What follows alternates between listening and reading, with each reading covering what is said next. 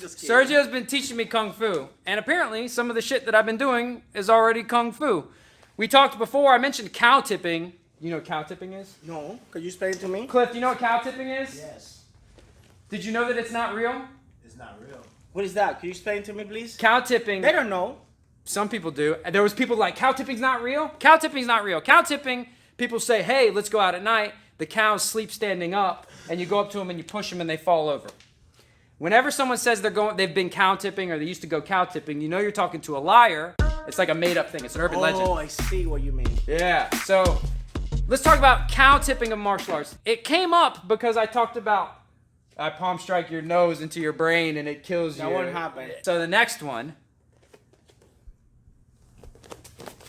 I'm gonna break your leg instantly and instantly end a fight. You in the comments down there talking about I kick him in the knee and it's over. We have high-level professional athletes with tremendous power kicking each other in the leg.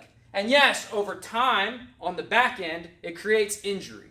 But never, in all those oblique kicks and side kicks, has anyone gone Sergio was kicking me in the knee over and over and over again and checking my progress. I would try to kick, right? And he's checking my progress with that. We've done that on this channel before, You too. did it to me, too. Yeah. It's a setup. It's a thing to either keep him away or to make him think or draw his attention down low. Sergio, this is like a Kung Fu Wing Chun thing. I don't train any of that, but I use some of the things that I've seen in it. Can you kind of explain this? Okay, the way it was showed to me by my Sifu, I have two Sifu, one from Shaolin Kung Fu and one from Wing Chun. I will say that again, we put it on the other video. My Sifu is called Javier Fernandez. He trained with Wan Kang Leun. Wan Kang Leun is a creator of practical Wing Chun. He's a guy who trained with Ed Man and Bruce Lee. After he finishes training, he says, this doesn't work. We need to do something to improve it. Okay. So he uses all of these and in Shaolin Kung Fu as well. For your information, Wing Chun comes from Shaolin Kung Fu. It's like a sub-style. Right. So it was always meant to stop somebody. Like somebody coming at you, you want to stop it. Why? Because your leg muscle is always going to be bigger than a hand and you're always going to have more reach. That's what it was created for.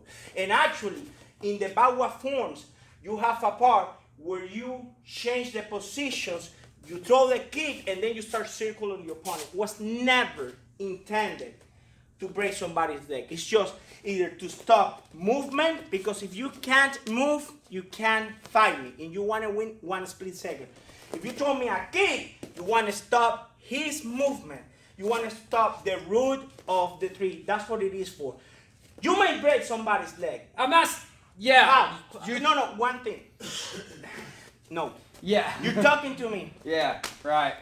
If somebody's like that and the knee's locked, you may hyperextend it. Again, you may.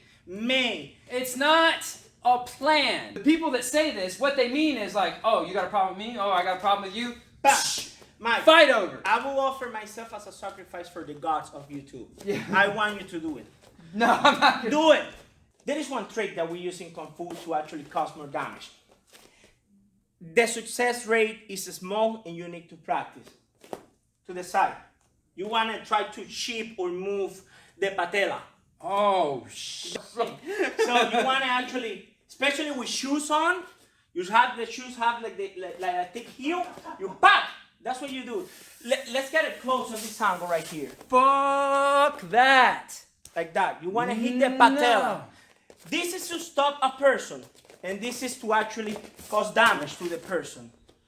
But like that, a fighter, like, what do you guys practice horse stance for? Huh? So you get strong legs. So if you guys do traditional martial arts, somebody kicking you, then it means if he breaks my leg, I haven't been doing anything right. So now you understand what the horse stance is for, and it's kind of like to counter that, but it won't break it. That's what I know of.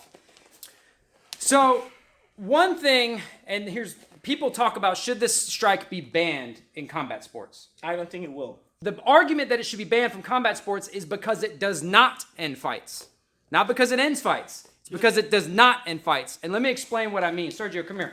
If me and Sergio are having a kickboxing or MMA fight, and I do this kick a bunch of times, today, right now, in this 25 minutes, it's not going to end this fight. It might create openings. One little bonus tip, one little thing I use off of it. If I've checked his progress with this, you can do almost like a Superman punch. Touch, bang.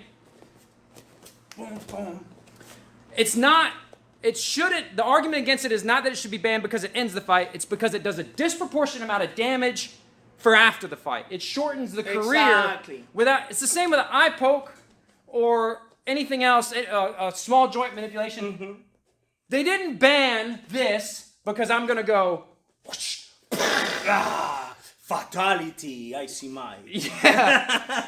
They banned it because I do this and then we do other shit and now he's got a trachea injury for life because it's crushed bone. It didn't stop that fight. This is not going to guarantee stop a fight. It's one little tool, a setup.